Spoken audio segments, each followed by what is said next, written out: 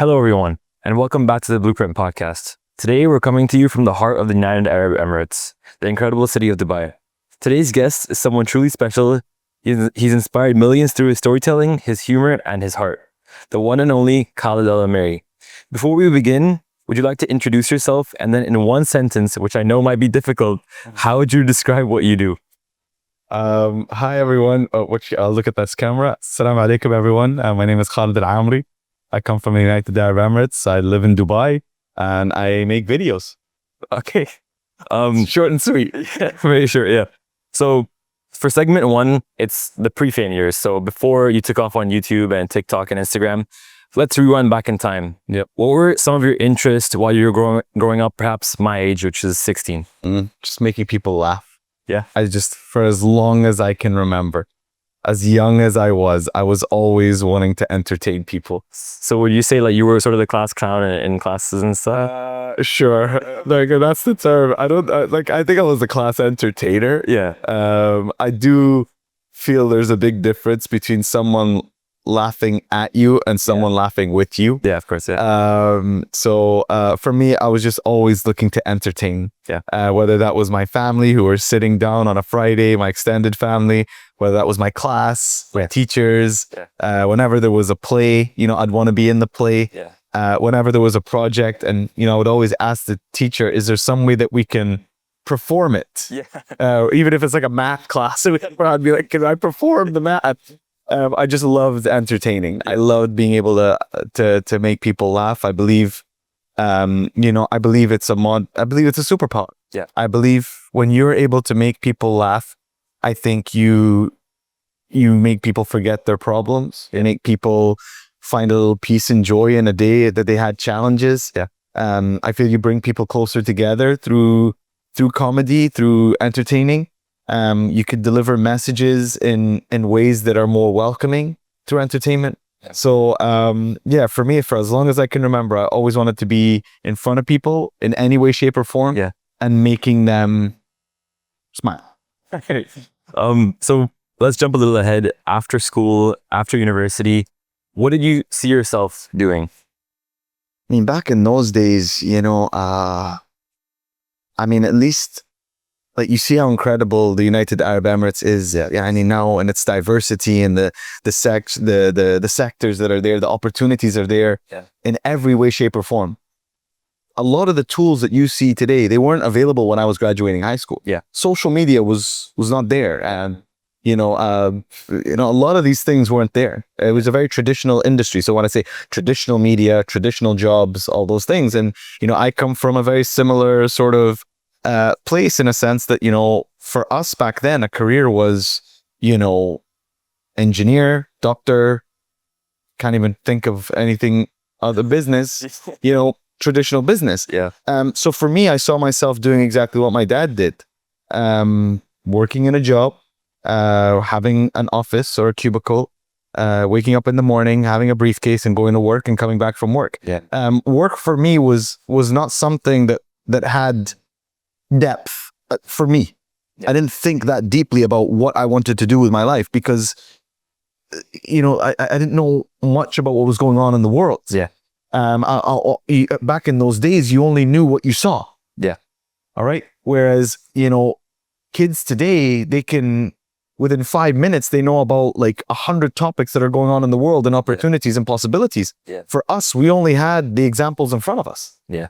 So for me, it was going to some sort of an office, doing some sort of work, and coming home. That was what I thought a career was back then. Yeah. And so what was actually your first job out of university?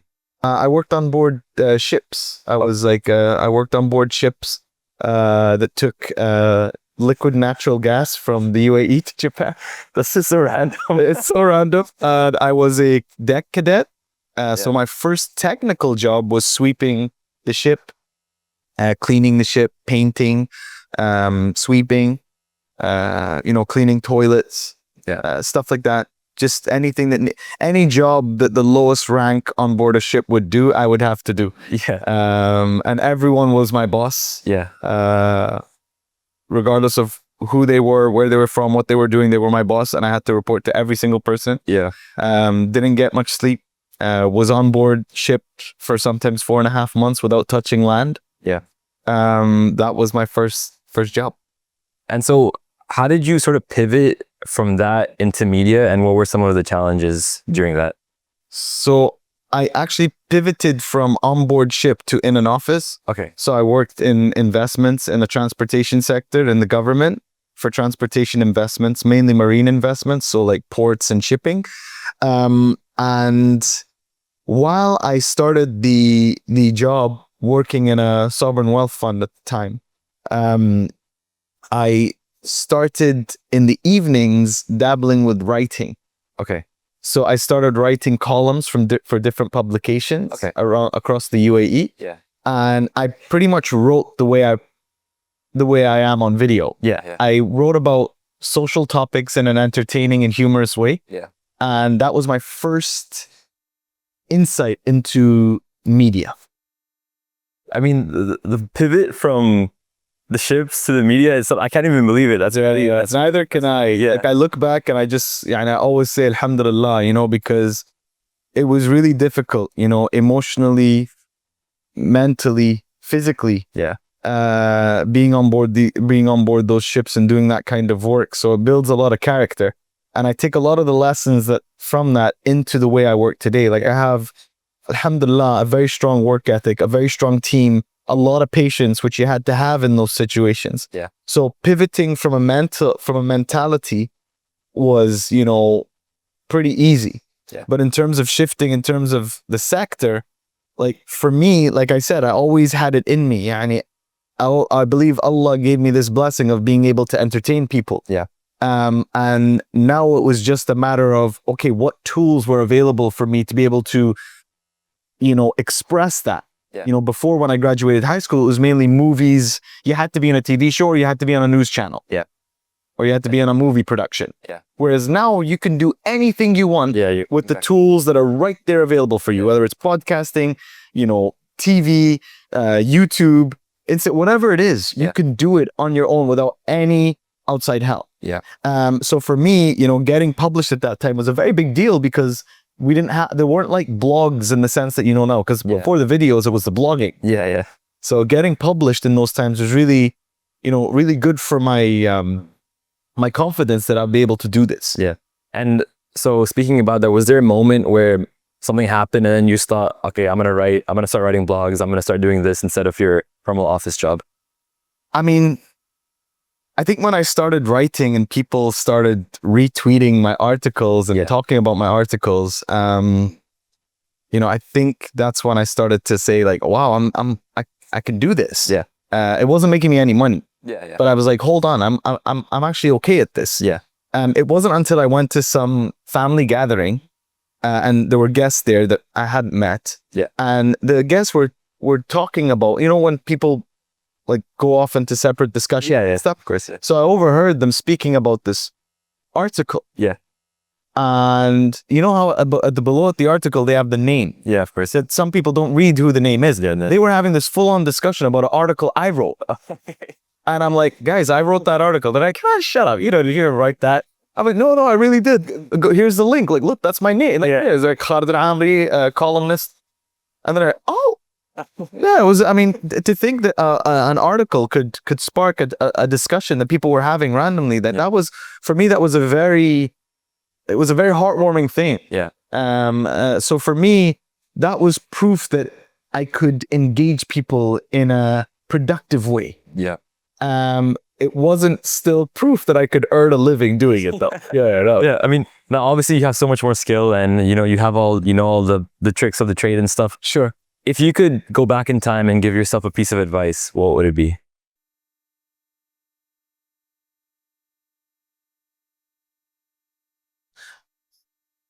I think for me, I'd always tell my younger self, like, don't be afraid to do what you loved growing up. Yeah.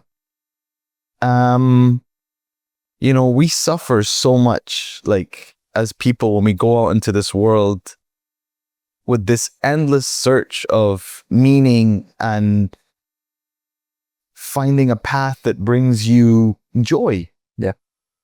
when it comes to the work that you do. And so many people, suffer. I swear, like they wake up every morning doing something they don't want to do. And when you do that, what good is going to come of your life? Yeah.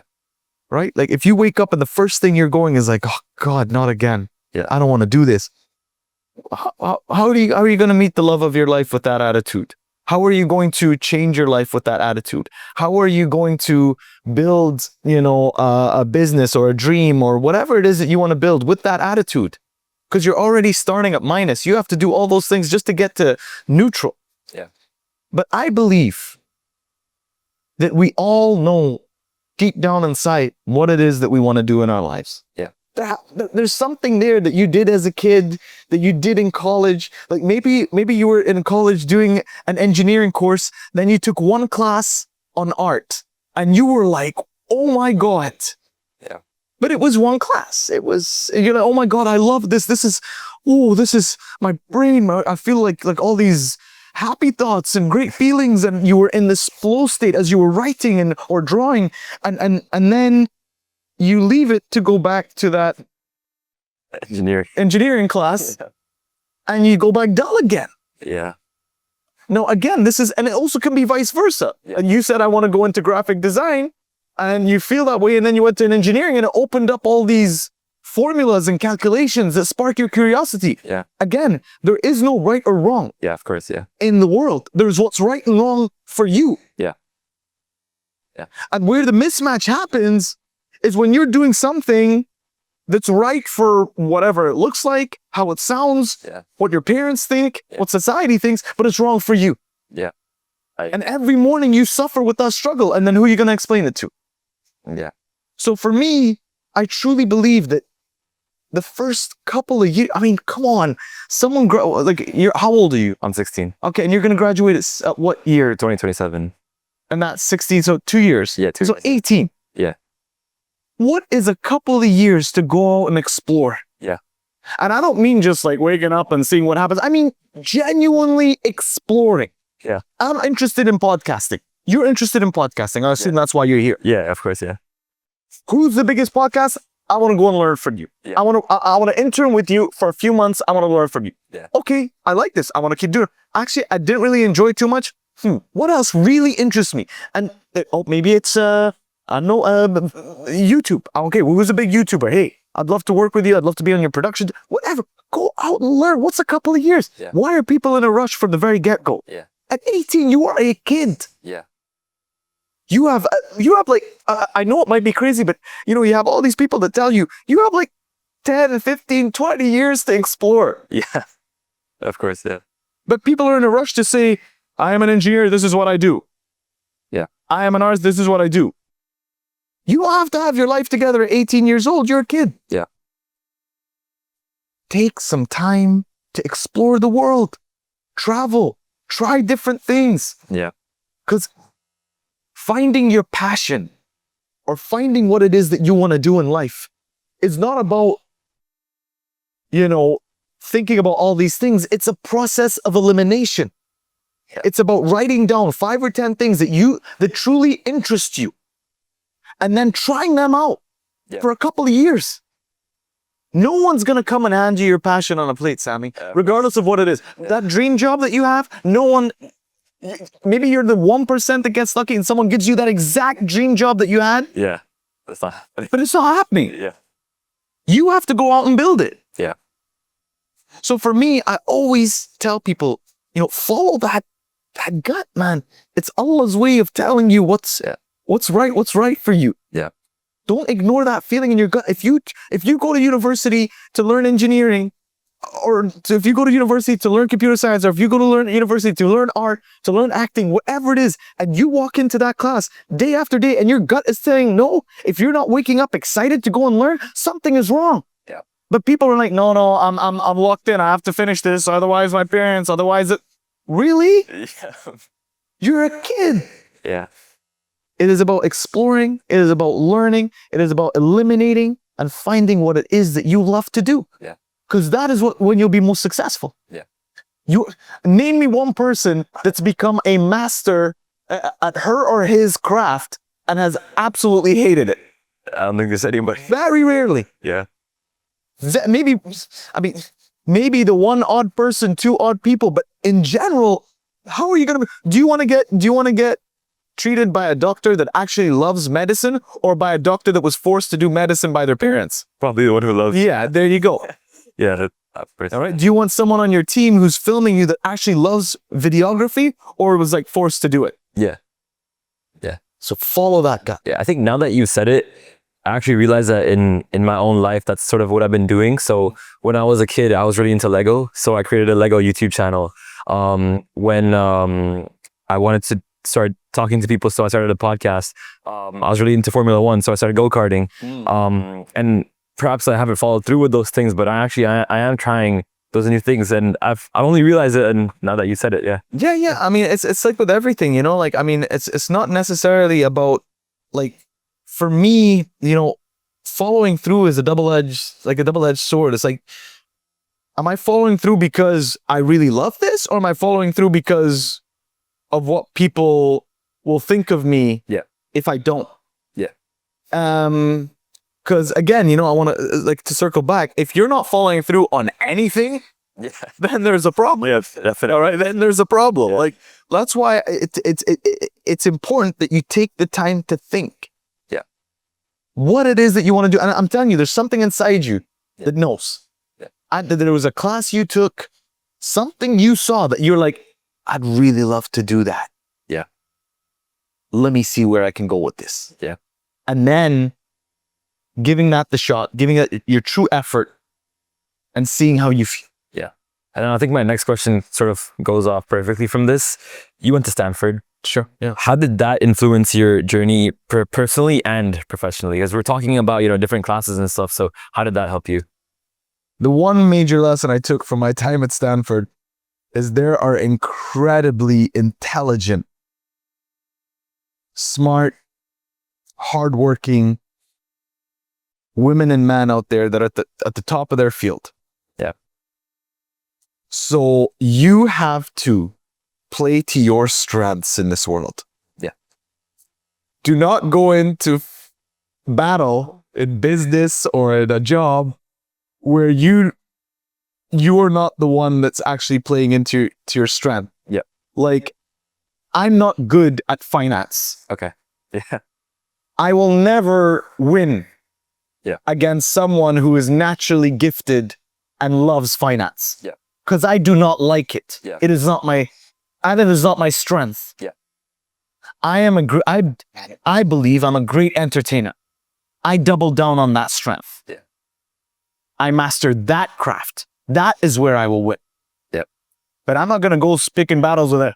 Oh, you're an engineer? Yeah, let's go, man. Let's bring out those formulas. I'll go tit for tat. I will lose every single day of the week. Yeah. And if I do win, I'll have died trying. I mean, I'll have died in the process. Yeah. So I will play to my strengths. And the blessing that I had at Stanford was I got to see the smartest people in their fields. Yeah. Not just my fellow classmates, but also the people that came to give talks, to talk about their business, their growth, their success. They were people who were good at what they do. Yeah. They were good at what they do. Yeah. They didn't do it because, you know, they sucked at it and, you know, I'm going to give this a shot. No, they were genuinely good at what they do. Yeah. So that taught me to play to my strengths. So before I went to Stanford, I wanted to be in business, consulting, all these things. Yeah. After Stanford, I was like, I'm going full on into entertainment. I will not be able to fight these women and men in their field of battle. Yeah. All right. In their sectors. I will not win. Yeah. So I decided to that was the biggest lesson that I took from me. And then I focused all my energy getting back into doing the stuff that I believed I was good at and the stuff that I genuinely enjoyed. Yeah. So that's the end of segment 1, and segment 2, again, perfectly goes off of this. So it's the leap into content creation.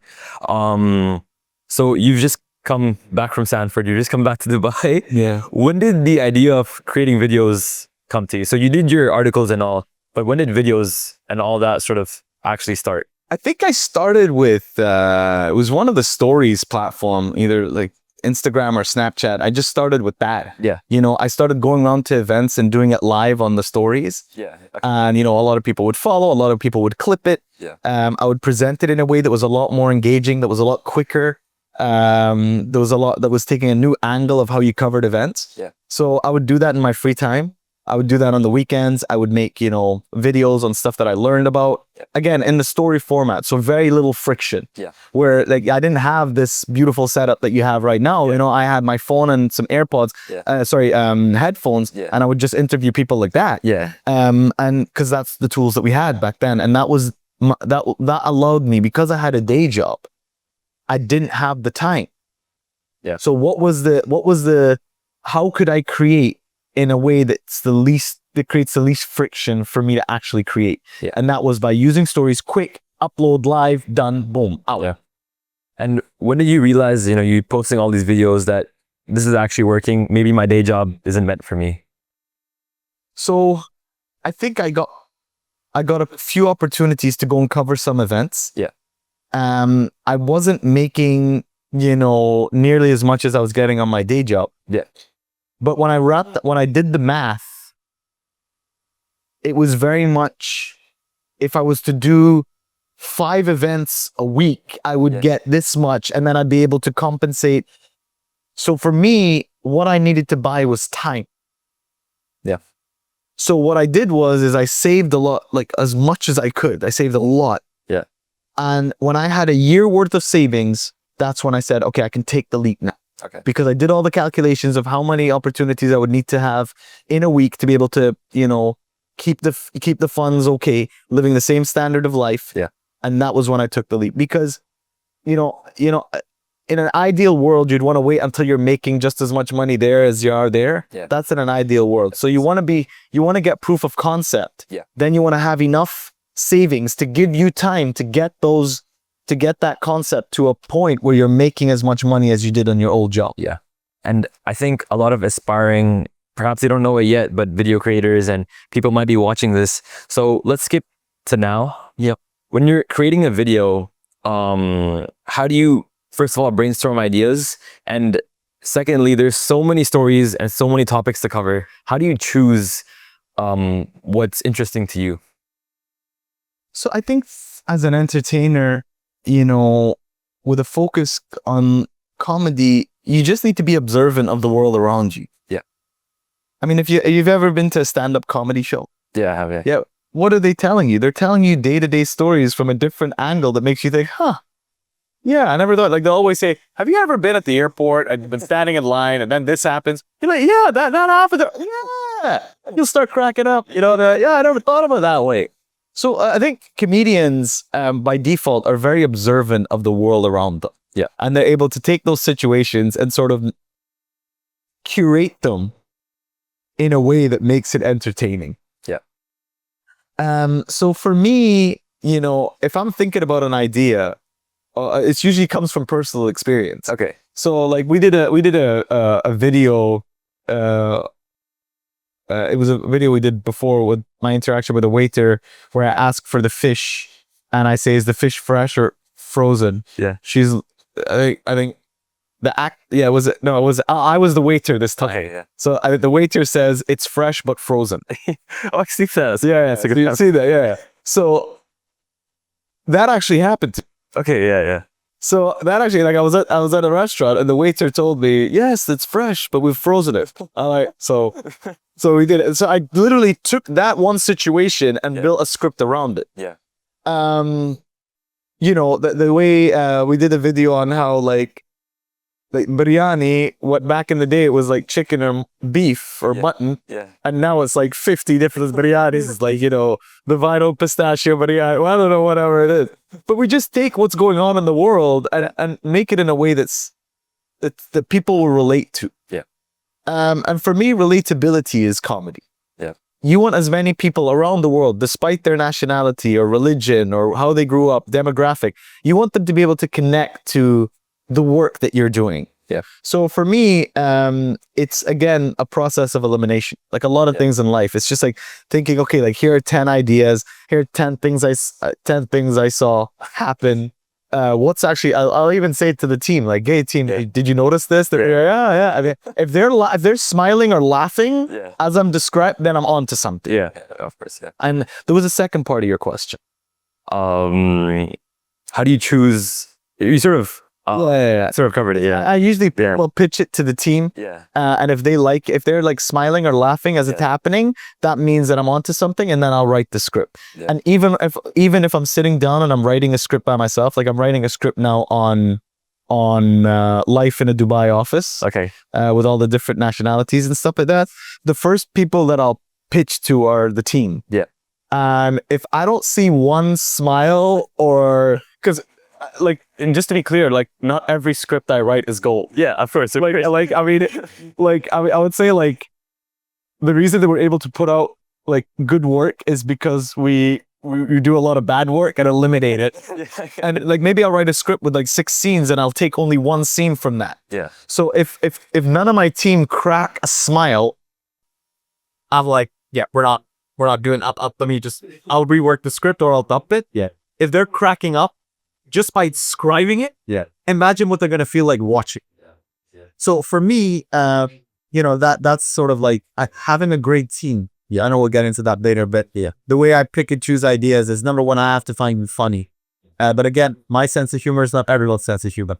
So I have like, a great team that are able to sort of scrutinize me. Like when we're in that meeting, no one is in my team. The only idea that wins is the one that's better for the video. Yeah.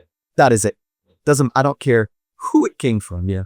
All right. So that's how we began. So again, we'll go back in time a bit. So you're creating videos and everything, and your audience is building up. How do you handle the pressure of, okay, wait, I'm starting to get subscribers, I'm starting to get viewers, and you're rapidly getting more views. How do you handle pressure? When it comes to finding your passion in life, doing the work you love, if there's pressure, that means you're doing something. If there was no pressure, then it's probably not working out. If there's no pressure from the audience to do more videos, if there's no pressure from the audience to do bigger videos, if there's no pressure from clients who are asking for collaborations, that's a good pressure. That's a pressure that you're onto something. Yeah. Pressure means it's working. So for me, I look at the pressure as a blessing, and I love like for me, there's no difference between work and play. Yeah, like I love what I can work 24/7. Like I don't need rest because I'm finding peace in my work. Like I love it. Like sometimes, and even now, like I'll always say, like whenever I'm on a set, we're changing the set, I'll always say a small prayer, like Alhamdulillah for blessing me to be able to do the work I love. I always say that every day, after every prayer, after every moment that I have when I'm on set. I always say, thank you, Allah, for blessing me with the work that I love. Because I know what can happen to someone when they're doing work that they do not enjoy. But the pressure of that is what kills people. Yeah. That literally stress. And it's not the stress, oh my God, I have a deadline. It's the stress of waking up I used to get stress induced alopecia. Hair would fall off. I would get an infection every month. Yeah. There was nothing. I wasn't doing anything. Yeah.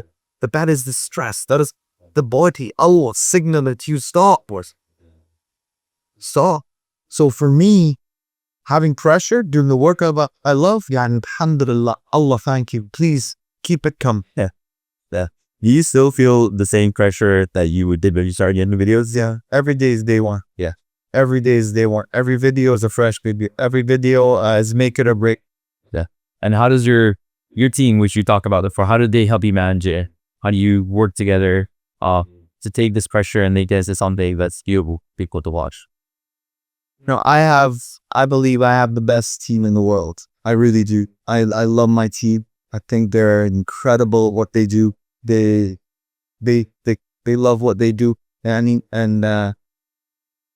they're just like ride or dies, like they will. Yeah, I feel they'll be with me no matter what. And there's a famous saying, I don't know where I heard it, don't eat with people that wouldn't starve with you or that you wouldn't starve with. And they've been with me through the hardest times. They've been with me through the ups and the blessings. And, they've shown up to the same, grind and grit. Yeah. And, to have a team that cares about the work as much as you do is again, another blessing. And so, my team are you'll never see me upset. Yeah. You'll never I couldn't imagine it. yeah. But if someone messes with someone from my team, Yeah. that is when I get upset. I get really upset because they're I love them. Like family. They're family. And But we don't call ourselves family because in companies, or do you know what they say? It's like, hey, welcome to the family, and you run away. we're a unit. We're a team. Yeah. And we all if you think an NBA basketball team or a football team, they go into battle together. They go into war together. Yeah. And that's what we do. Do you see yourself more of a storyteller or an entrepreneur, and why? Oh wow. I am a storyteller at the heart of it. Yeah. Yeah. I think my love is for stories because I like to think if I was to lose everything, what would be the one thing that I want to do again? Yeah. And it would always be storytelling in every way, shape, or form. I don't care how, radio, writing, TV, YouTube, Yeah. whatever it is. Yeah. I want to do directing. I want to be a storyteller for the rest of my life. So that's why I identify more as a storyteller than anything else in the world. Do you think when you are a good storyteller, it's important to have good entrepreneurial skills to sort of translate that, and post it and make sure it actually works? That's a great question. The thing for me is what's important as an artist, if you're good and there's value there that you're bringing, is you need someone on your team, and she or he needs to be the business logical mind. Yeah. Is the chief client, because I will say yes to a project just because I love it, Yeah. and it will and if the team will run the math and we'll lose money on the project. They're like, Khalid, look, we know you love it, but you have we have budgets, we have a business to run, we have I'm responsible for my team and their families, and we have to at least make good business decisions and have someone who has the ability to negotiate and get our value, because as artists we just want to create the craft. Of course. Yeah. As entertainers, we just want to entertain. Yeah. We just want to I am in flow when I'm on set. Yeah. So my team will allow me to do a few passion projects. But at the end of the day, you need someone. So for me, I did my MBA. I was in Stanford. I did all that stuff. But funnily enough, my business skills are not that good, which is why I have a great sales team and a great business team and a great production team and a great operations team. Because at the end of the day, I just want to come into my office, write scripts, and then I want to go and film them. Yeah. And now talking about videos specifically, what's one video you thought would flop and actually blew up? And on the flip side, which video do you think would go viral, but actually it didn't go too well? Oh wow. So okay, the first part's easy. Yeah. I never make a video thinking it's gonna flop. Okay. I'm sorry. You wouldn't make it then. Yeah, I would make it. It's not like first of all, we have a very like I told you, when we create a video, we put it through this entire process of script reading and writing and reiterating and then pitching it to the team, and so we never make a video with the intention of the flopping. But yeah, there happened a bunch of duds, man. I did some videos that fell flat. I remember I did a video on back in the early days. Well, I was first getting started about how people ride horses, and they've done everyone knows how to ride. Everyone, there's videos on how to ride a horse. Yeah. I don't think there was ever a video teaching people how to ride a camel. So I did a video learning how people ride camels, and I made that video, and it didn't do well. Yeah. I have to admit, it was very poorly edited. The script was really bad. Okay.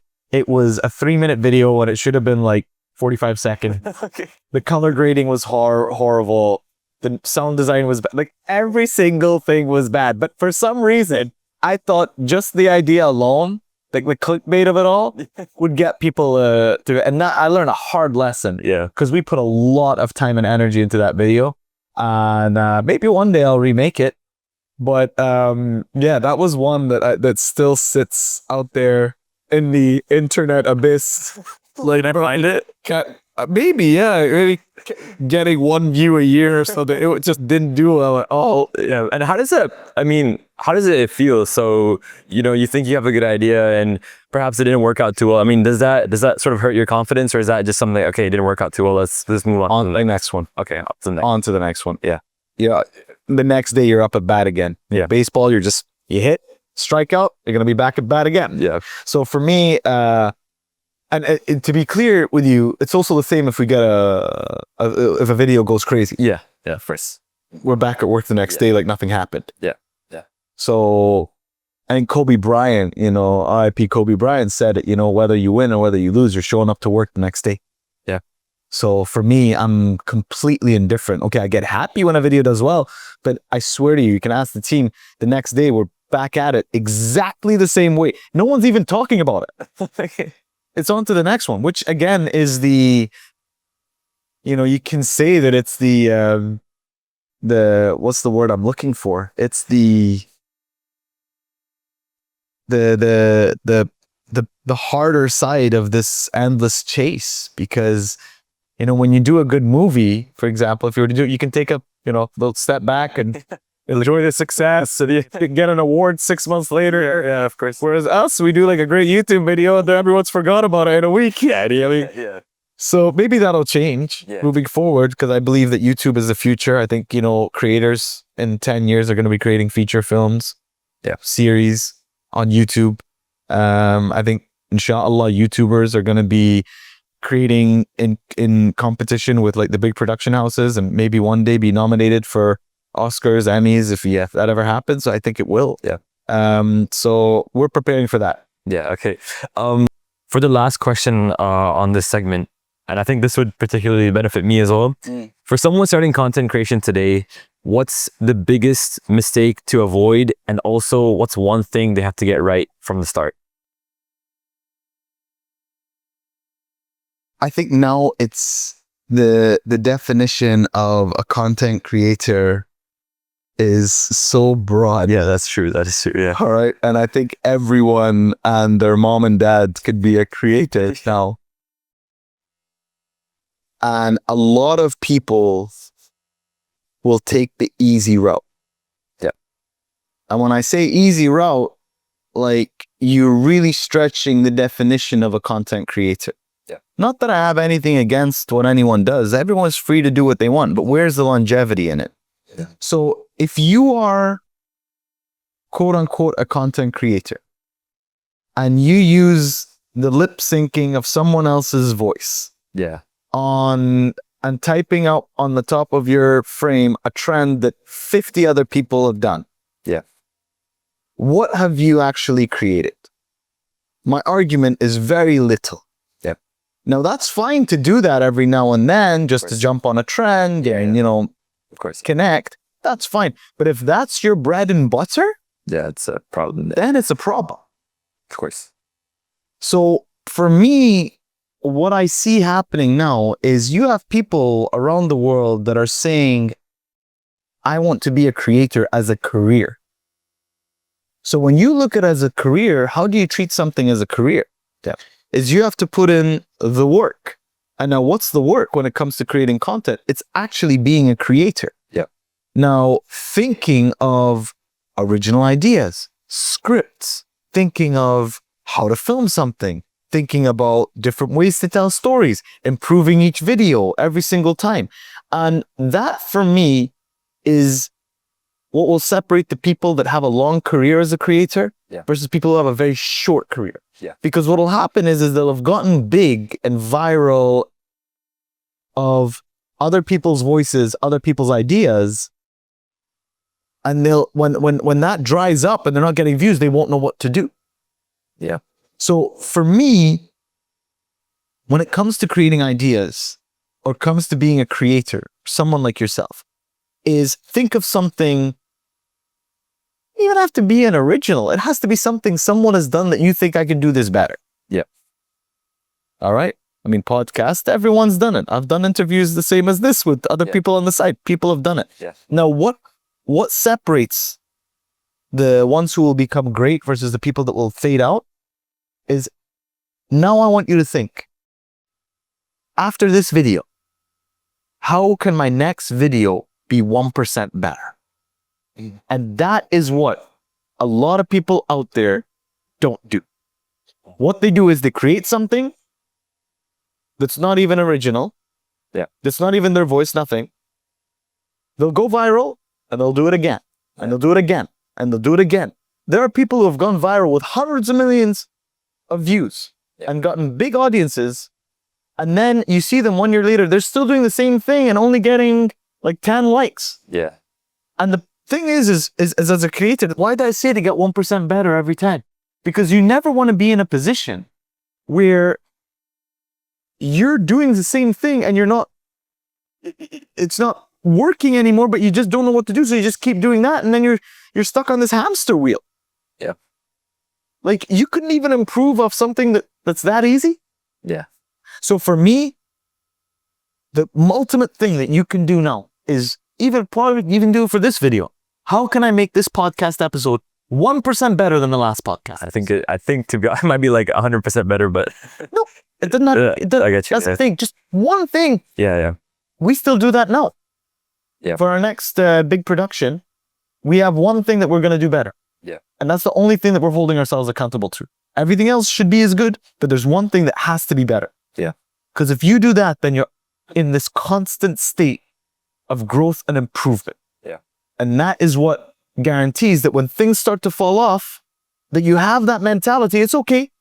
I'm going to get it better. I'm going to study this and I'm going to make it better. Right. Well, that's the end of segment 2. And for segment 3, it's about, you sort of touched on it, but it's your mindset, how your work ethic and all these things. So now I think for every writer, you must have hit some sort of creative block. Yeah. How do you deal with that? How do you sort of go past that and improve? Yeah, I think for me, like sort of my formulas or my habits when it comes to creative block is, number one, like, stay off the phone. Like, stay away from like consumption. Yeah. So when I feel like just things aren't flowing the way I want them to, I just disconnect for a little bit. Maybe a couple of hours, go for a walk, just have a discussion with someone, call my family, call my brother, speak to someone, go for lunch with someone, like just do something that just like moves things a little bit. Yeah. The second thing is if I do that and that's not working, what I'll do is when I write ads for like third-party companies, I'll like watch other ads for like half an hour. So just to like get me in that mental state of what an ad should be. Because if you look at ads, especially the ones that are comedic, are usually ads that take you on a journey, plot twist, and it's something different. You're there, oh, that's hilarious. So I get myself into that rhythm. The same way like a tennis player or a football player has like a routine that gets them into this rhythm. So number one, disconnecting. Number two, consuming the things that I need to be in that state of mind. Yeah. Number three, and I think this has helped me keep creative block away, is having a very, I know this is going to sound a bit controversial, having a very boring life. Okay. Now, what do I mean by that? I wake up and do the same thing every day. Yeah. I eat pretty much the same thing every day. Yeah. Wake up, pray fajr, get sunlight, have a coffee, watch one YouTube video that gives me something new perspective, meditate, put some ice on my face, get dressed, go to the gym, come here. The team has like my food and breakfast ready. Same thing every day. 2 boiled eggs and a breakfast burrito. Have my protein shake, do some deep work in writing, have the meeting, go do my cardio, go home, have my dinner, watch a couple of YouTube videos or a series that I'm enjoying, go to sleep. Yeah. Now, why do I say this? Because when you have this routine, you're not overthinking about the things that are happening in your life that you need to do every day. You're just doing them in autopilot. So that frees up space for when you sit down to do creative work. Yeah. Like, I don't think about anything throughout the day other than the deep creative work that I need to do. And when I'm done that, then it's the problem solving with the team. Yeah. Now, what is the best piece of advice you've ever got? And I asked this question to all my guests. In fact, I asked this to sort of everyone. What's the best piece of advice that you've got? I think it was a professor at Stanford who told me, failure in life is waking up every morning doing something you don't want to do. Yeah. I mean, that summed it up beautifully for me. When he said that, I was just like, dang. Like, you have no idea how, and like, I was doing that for a long period of my life, but I was trying to mask it with like, buying things, and it'll never work. Yeah. It'll never work. So failure in life is waking up every morning doing something that you don't want to do. So that is my trigger. Yeah. For my decisions in life. Yeah. So we were making certain types of videos, and I was waking up in the morning and coming to the office, and I wasn't happy. I wasn't having fun. Yeah. I wasn't excited to get to the office and start working, because I was about to work, even though it was creative and it was videos, it wasn't the videos that I wanted to do that I enjoyed. Yeah. But now we've like re-strategized as a team, and everyone's just so much happier, and I'm like in the office early now and stuff like that. So we go through that as well as creators. But for me, just if I wake up in the morning and I'm not excited about what I'm about to do, then I know I need to change. And sometimes it's just the little things that need to change. Yeah. And on the flip side, you don't have to name drop, but what's the worst piece of advice that you've got, or perhaps a piece of advice that you don't agree with? Don't do comedy. People won't take you seriously. Okay. Yeah. It's complete garbage. Absolute garbage. And I remember the advice from that person. And may Allah bless them with success and happiness. But for someone to share that with someone who's obviously enjoying what they do in life, there must be something significantly going on in your life. Yeah, of course. Yeah. And who says, like, I'm telling you, comedians in general, at least the ones that I've studied and the ones that some of the smartest people Definitely. in the world. Yeah, definitely. And like for me, like Mr. Bean, Rowan Atkinson, Oxford graduate, Yeah. and a comedian that has global. Everyone in the world knows Mr. Bean. Yeah, of course. All right. You have a lot of these entertainers are graduates of, some of the biggest universities and are very incredibly smart. Two big actors, Issa Rae, a big actress, she started out of the Stanford dorm room and she was like doing stuff there. Yeah. There's a lot of actors, and I studied them because they've done great in entertainment. They've transitioned from digital to mainstream. They've built companies around their entertainment. So for me, anyone that says anything negative about, and I just wrote something yesterday about this. Anyone that says something negative about you when it comes to the pursuit of something that you love, and I can visibly see that you love it. Yeah. I can visibly see that you love podcasts. I'm like, why are you doing this podcast thing, man? Should you just chill, man? Just like, no one has ever given me bad advice that is doing better than me in life. That says a lot. Yeah. And for me, and I wrote this yesterday, first of all, that quote is not mine. And I read it somewhere on the internet. Yeah. But it summed up everything perfectly for me. Yeah. Like anyone that gives you bad, like not bad advice, negative advice. Yeah. Yeah, and it's usually something that's, and they can visibly see you're doing well, you're enjoying it, you're having fun. Like, Yeah. Like there must be something wrong with you. Yeah, definitely. Yeah. And your inability to do the things that you want. Otherwise, why would you? I've never gotten negative feedback or anything from someone that's doing well. There's someone that's just happy. Yeah, yeah. They would want you to pursue your passions. They want you to pursue. Like everyone says, like, how do I deal with haters? I'm like first of all, alhamdulillah, we have a great community. So even if there is hate there, like no one's got perfect 100% rating, and I'm sure we all have people that hate us. But I always, when I see a negative comment on someone else's post, on my post, whatever, I'm like, I've never done that. Yeah. Because I'm busy doing work that I love, with people that I love, for people that I love. Yeah. anyone that does something like that, there's something going on with you, man. Yeah. Because I've never seen someone who's happy and productive that has time for any hateful stuff. Yeah. So for me, when it comes to bad advice, you know, I be very clear, people. I'm not talking about constructive criticism. Yeah, That is, right. I love that. Yeah. Like Khalid, you know, the video, you know, it could have been better. Bring it on. Yeah. Of course. But when it comes to bad advice and negative feedback, you know, if it's not from someone that you truly value their opinion, it's not worth your time. And 5 years ago, you know, you obviously had a lot of beliefs and thoughts about how this would work and everything. What's something you no longer agree with that you thought 5 years ago? If any, or perhaps you're saying streamlined.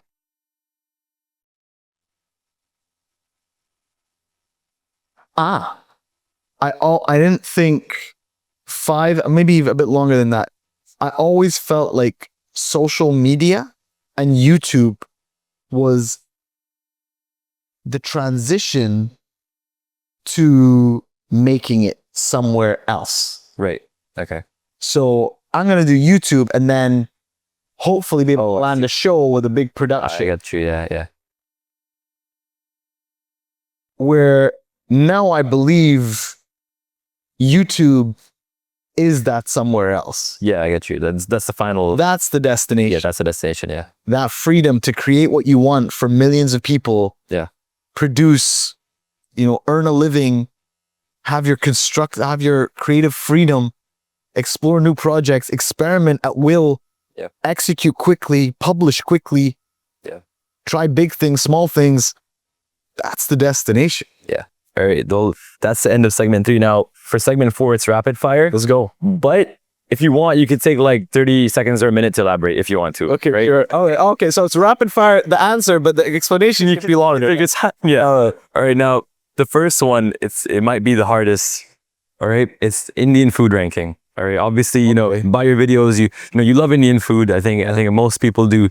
And it's a very tough ranking, and it's sort of like a knockout. So I'm gonna give you 2 options, and the winner stays on. Sure. All right.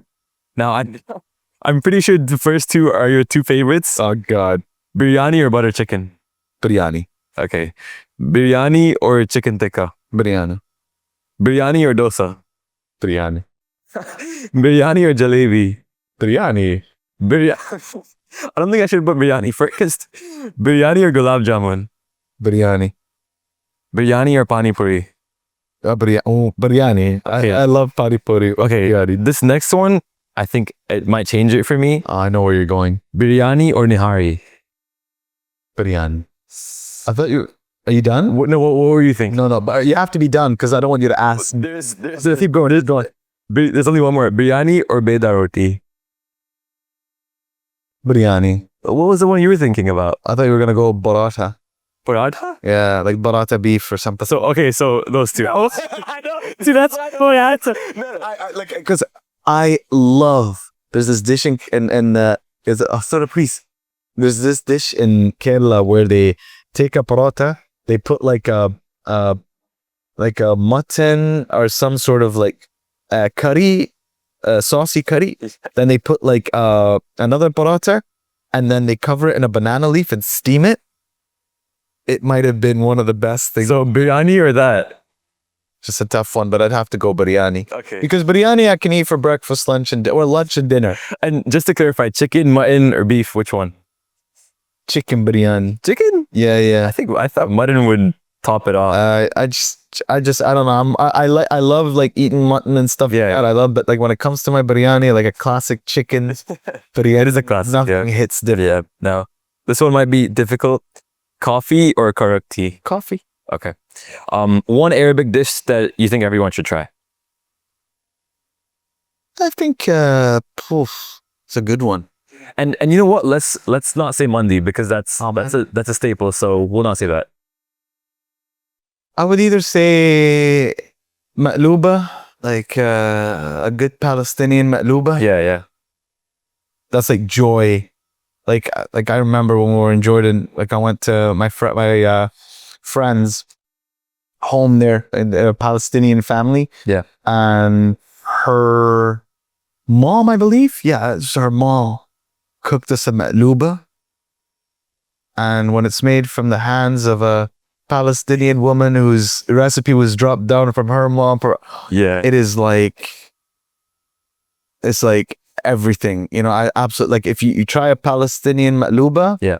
heaven. Yeah. Instagram Reels or TikTok?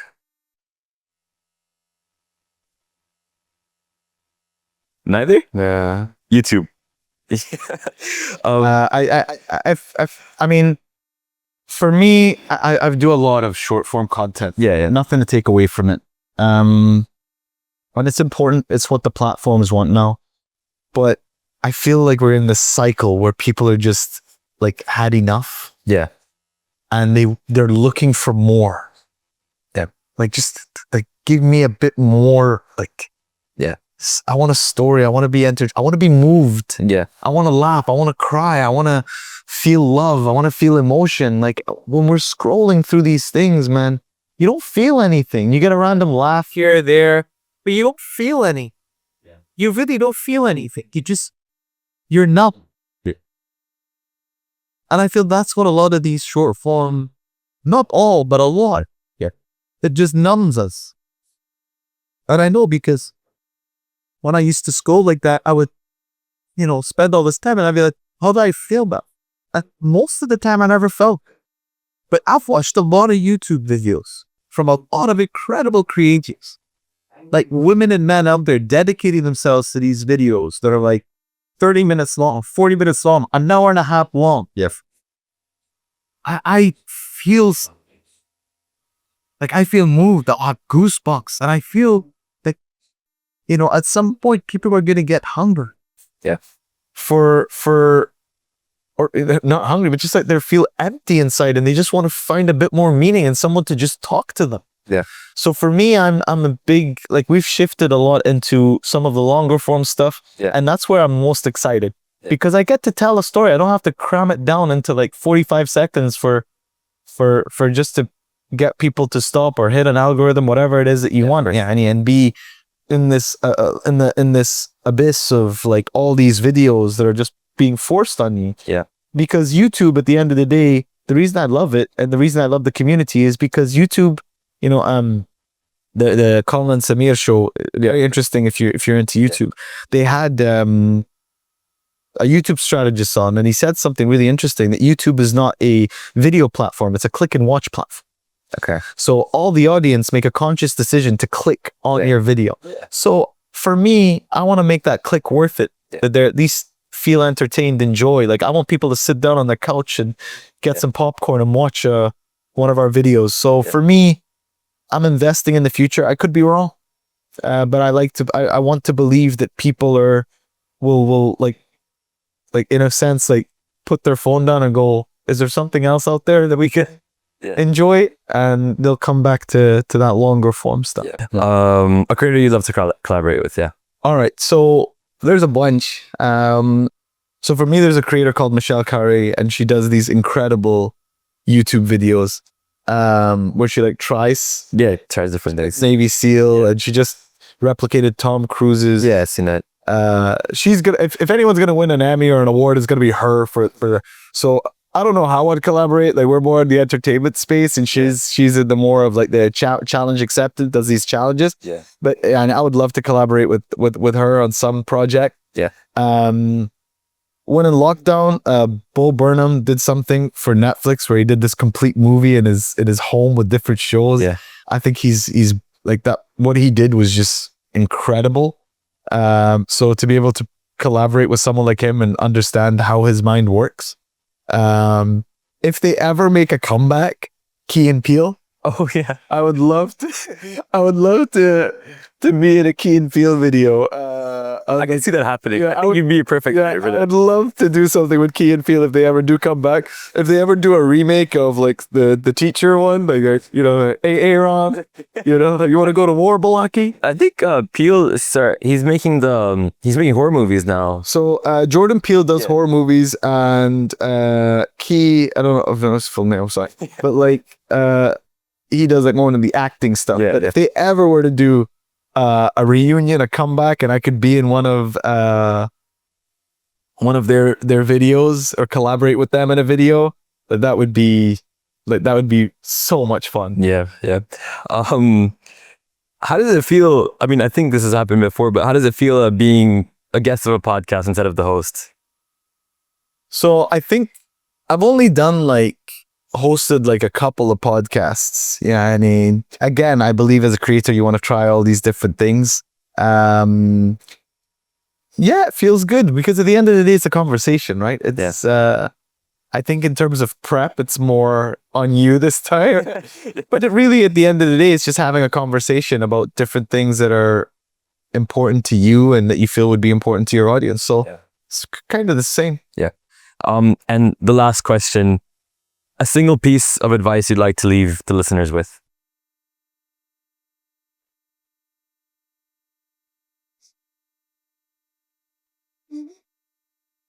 I think,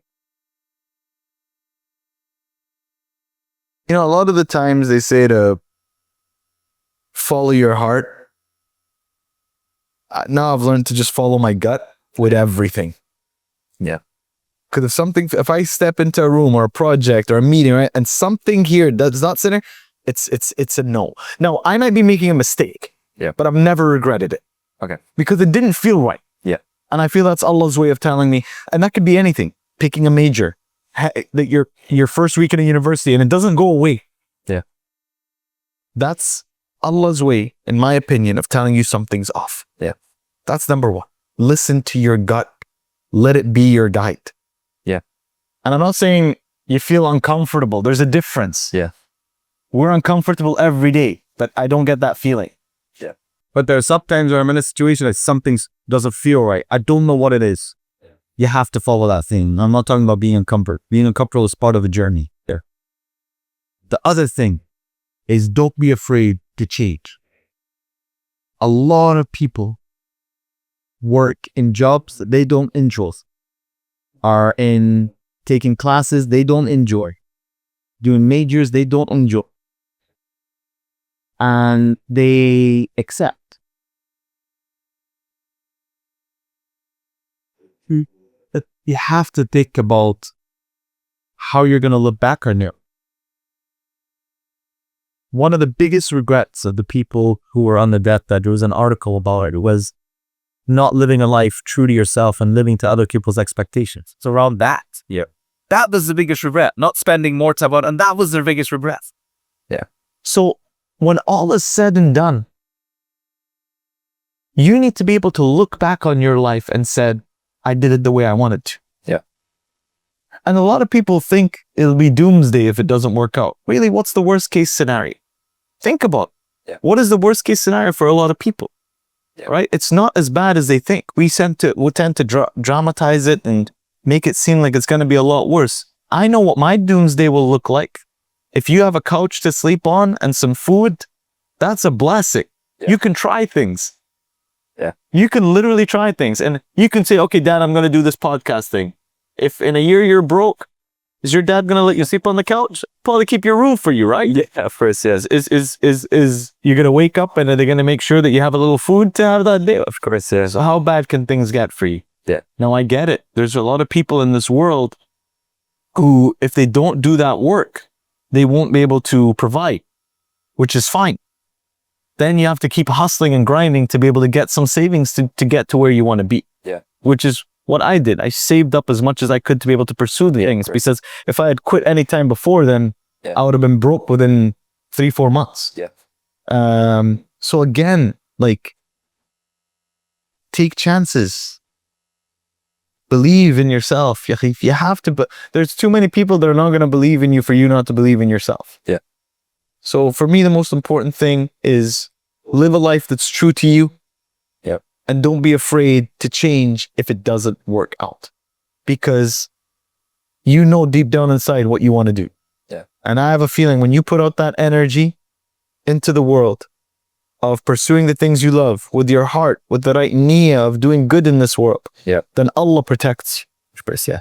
And that's why, again, like, I'm not afraid. Yeah.